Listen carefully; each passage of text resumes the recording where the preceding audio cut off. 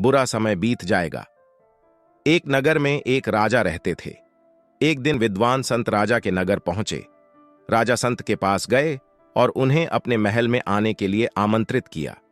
राजा ने संत की बहुत सेवा की।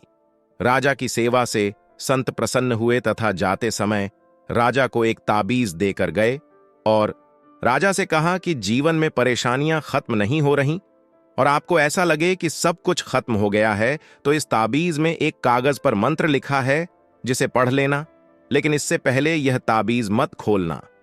राजा ने संत द्वारा दिए गए ताबीज को गले में पहन लिया। कुछ दिन बाद राजा के नगर पर शत्रुओं ने आक्रमण किया। शत्रुओं से राजा की सेना हार गई।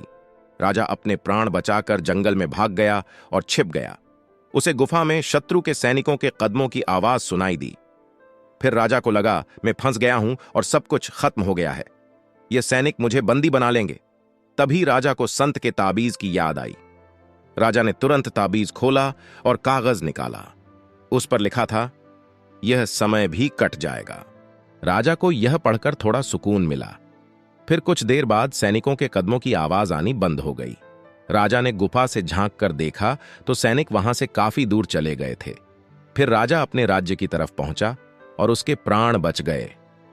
सीख, अच्छे दिन हो या बुरे दिन, हमेशा नहीं रहते। हमें यह ध्यान रखना चाहिए कि समय बदलता है। बुरा वक्त हो तो यह सोचना चाहिए कि